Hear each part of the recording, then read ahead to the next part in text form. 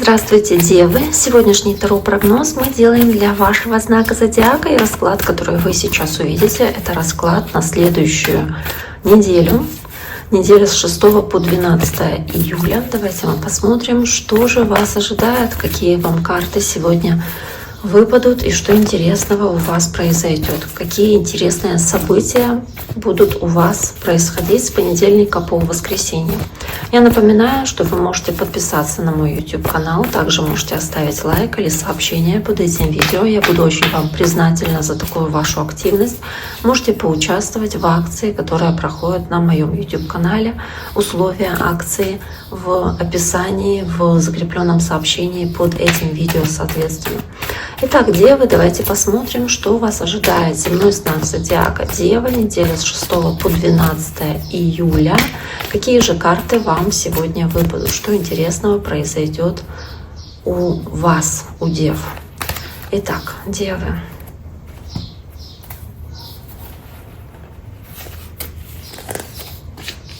Понедельник. Вторник. Среда,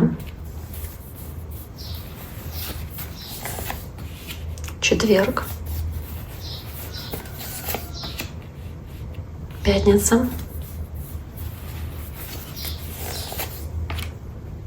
суббота, воскресенье. У нас есть очень интересное сочетание именно старших арканов в самом начале недели, показывающее неотвратимость каких-то событий, то есть что-то происходит независимо от того, хотите вы этого или нет, вы никак на это повлиять не можете, но в любом случае можете повлиять на то, как вы реагируете на эти события, то есть на свое состояние при этом. Карта Иерофант — это карта, которая говорит в целом о всем, что касается, может быть, семьи, семейных ценностей, традиций, да и в принципе всего, что касается традиционных взглядов на вещи. То есть по карте Иерофант вы стараетесь придерживаться общепринятым традициям, правилам. Возможно, вы здесь стараетесь поступать мудро, благоразумно в каких-то ситуациях. То есть по Иерофанту, может быть, даже обращаетесь за советом к кому-то из ваших наставников или учителей, кому-то, кому вы доверяете. Это может быть кто-то из ваших близких или родственников. Тут же старший аркан также выпадает страшный суд. То есть здесь может быть какое-то важное осуждение или рассуждение о чем-то, какие-то важные решения, которые также принимаются по страшному суду, или важный выбор, который делается.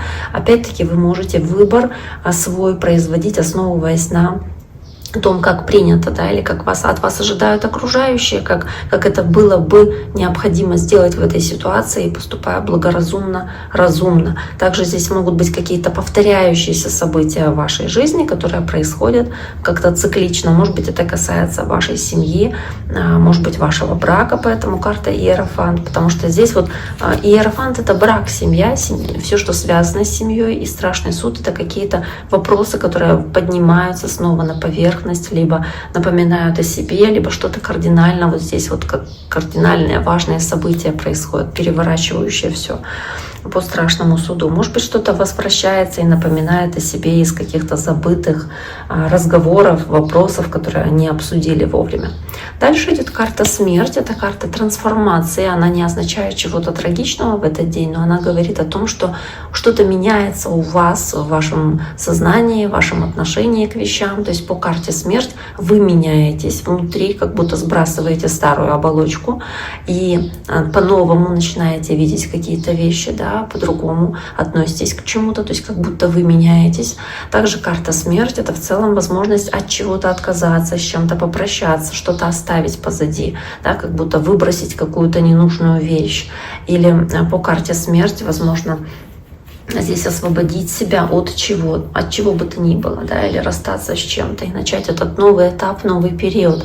Карта смерти еще и карта Скорпиона, так что, Девы, возможно, вы здесь имеете дело с человеком знака Скорпион.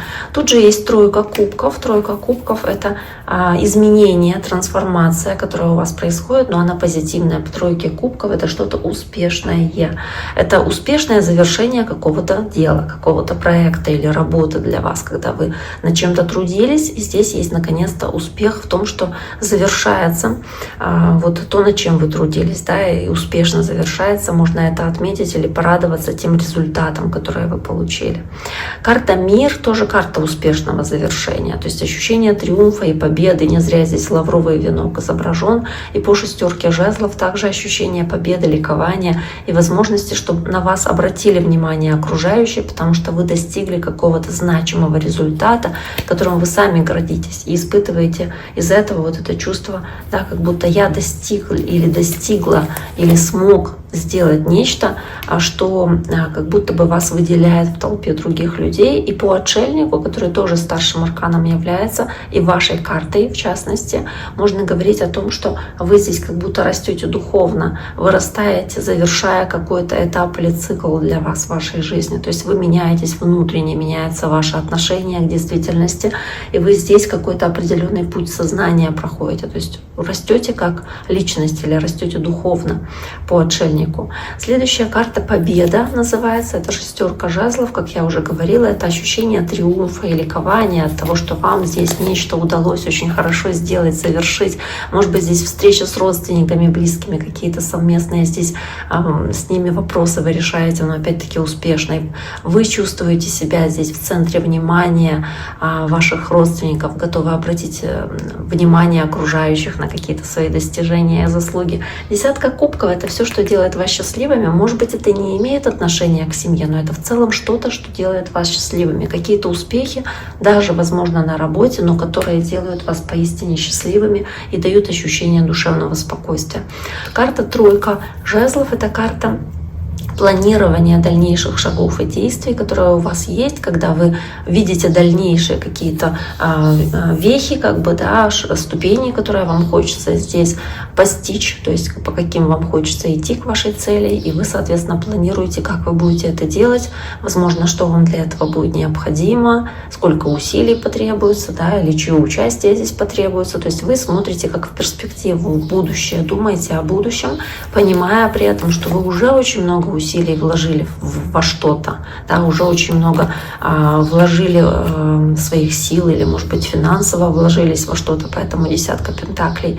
У вас какие-то планы могут быть, касающиеся вашей семьи или финансового благополучия вашей семьи, какие-то размышления о том, какие покупки нужно совершить или куда поехать со всей семьей на отдых, или вот что-то вот такое. То есть вы планируете нечто, касающееся вашего дома или касающееся вашей семьи, или вы заручаетесь или помогаете, поддерживаете кому-то из ваших близких, соответственно, по десятке пентаклей. И здесь какие-то мудрые, разумные решения, соответственно, принимаете в продвижении к вашим целям. Но тройка жезлов, она тоже о материальном благополучии, и карта десятка пентаклей о нацеленности на материальный успех и стабильность.